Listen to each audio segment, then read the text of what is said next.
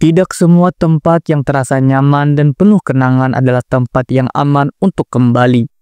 Anita menyadari ini terlalu terlambat saat dia memutuskan untuk menghabiskan liburannya di rumah nenek di kampung, tempat yang menyimpan cerita yang tidak pernah ia duga akan mengubah hidupnya.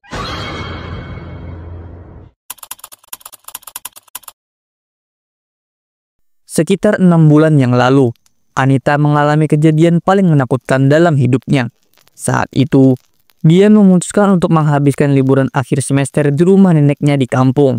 Suasana perbukitan yang hijau dan udara segar kampung selalu menjadi tempat yang nyaman untuk menenangkan diri, apalagi setelah putus dari pacarnya.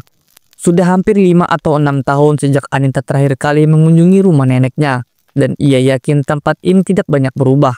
Setiap kali melakukan video call bersama keluarga, Anita melihat kondisi rumah nenek yang tampak sama, tenang, asri, dan penuh kenangan masa kecil. Dengan satu koper berisi pakaian dan beberapa makanan, Anita berangkat ke kampung sendirian. Kedua adiknya, Angga dan Faro, sebenarnya ingin ikut, tapi Anita menginginkan waktu tenang tanpa gangguan. Setelah perjalanan panjang dengan bus, Anita tiba di terminal dekat kampung menjelang maghrib. Tukang ojek yang membawanya, Bang Surip, bertanya dengan nada aneh, "Beneran, Neng, mau ke rumah itu?" Anita hanya tertawa kecil, menganggap pertanyaan itu hanya lelucon. Namun, ekspresi serius Bang Surip membuatnya sedikit heran. Rumah nenek tampak sama seperti dulu. Rumah khas zaman dulu dengan sedikit sentuhan modern pada pagar. Setelah mengetuk pagar beberapa kali, Anita disambut oleh neneknya dengan senyum hangat. Malam itu berlalu dengan tenang, meski Anita merasa ada sesuatu yang ganjil pada suasana rumah.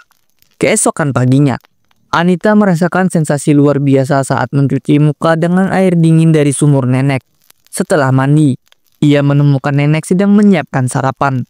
Pisang goreng kesukaannya sudah tersaji di meja, lengkap dengan secangkir teh hangat.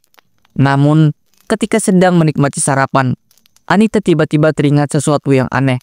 Pagi itu, di kamar, ia menemukan foto-foto dirinya sedang tidur di galeri ponselnya. Foto-foto itu jelas diambil dari luar jendela kamarnya. Ia menunjukkan foto-foto tersebut kepada nenek, yang hanya tersenyum dan berkata, "Mungkin kakakmu yang iseng, Neng." "Kakak? Kakak siapa, Nek?" tanyanya. Nenek tidak menjawab dengan jelas, hanya terus menyebut kakak, tanpa penjelasan lebih lanjut. Anita semakin bingung karena ia tahu bahwa dirinya adalah anak sulung dan tidak punya kakak. Malam harinya, rasa penasaran Anita memuncak. Ia menelpon ayahnya untuk memastikan.